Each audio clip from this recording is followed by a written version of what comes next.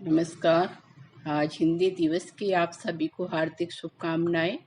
हिंदी दिवस प्रतिवर्ष 14 सितंबर को उत्साह से मनाया जाता है। प्रतिवर्ष 14 सितंबर को ही हिंदी दिवस क्यों मनाया जाता है?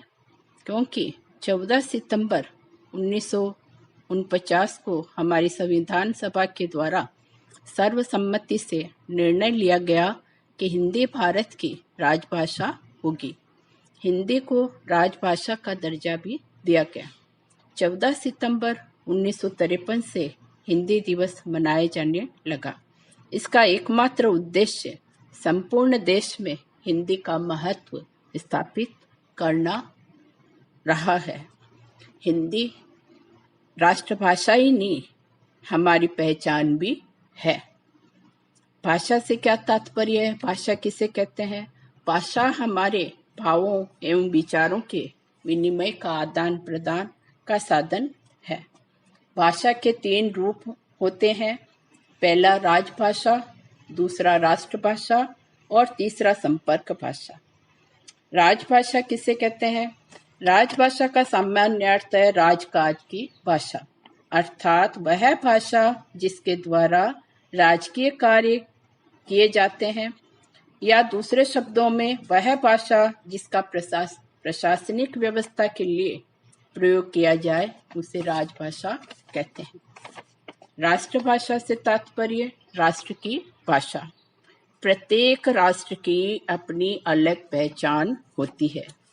जैसे प्रत्येक राष्ट्र का अपना अलग राष्ट्रीय ध्वज होता है, इसी प्रकार हर राष्ट्र का राष्ट्रीय गान, इसी प्रकार से अलग हर राष्ट्र की राष्ट्रभाषा होती है। जैसे रूस में रूसी भाषा है, जर्मनी में जर्मन राष्ट्रभाषा है। तो अलग जो राष्ट्रभाषा है वह उस देश की पहचान होती है। कहा भी गया है, जननी जन्मभूमिश्च स्वर्गादपि गरीयसी। इसका भाव प्रत्येक मनुष्य में जन्मजात यह भाव होता है, चाहे वह किसी भी देश का निवासी क्यों न हो, उसे अपने देश से रागात्मक लगाव होता ही है। यही कारण है कि राष्ट्रीय ध्वज मात्र एक साधारण वस्त्र नहीं होता, वह संपूर्ण राष्ट्र के आत्मसम्मान का प्रतीक बन जाता है। इसी प्रकार से किसी देश की राष्ट्रभाषा भी साधारण भाषा न होकर पूरे राष्ट्र की वाचिक अभिव्यक्ति का माध्यम बन जाती है। राष्ट्रभाषा की भूमिका इसलिए भी महत्वपूर्ण है कि वह विशिष्ट अवसरों पर जन जन को एकता के सूत्र में बांधने का काम करती है। इसलिए प्रत्येक व्यक्ति का राष्ट्रभाषा से लगाव होता है। अब तीसरी भाषा है संपर्क भाषा, कि विदेशों से हम संपर्क भाषा, विदेशों से व्यवहार करने के लिए कोई भी भाषा, अंग्रेजी भी संपर्क भाषा हो सकती है।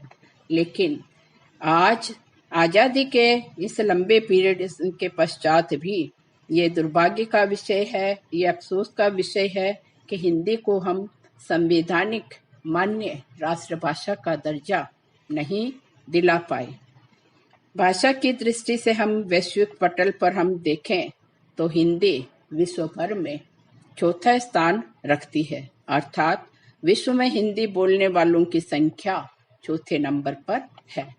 हमें अपनी भाषा से प्रेम करना होगा, तभी हिंदी भाषा राष्ट्रभाषा और विश्व भाषा के सम्मानित पद पर आसीन हो सकेगी। हमें अपनी मातृभाषा का सम्मान करना चाहिए। हिंदी के सम्मान में मैं बस इतना कहकर अपनी वाणी को विराम देती हूँ। हिंदी हमारी शान है, देश का अभिमान है। जय हिंद, जय भारत।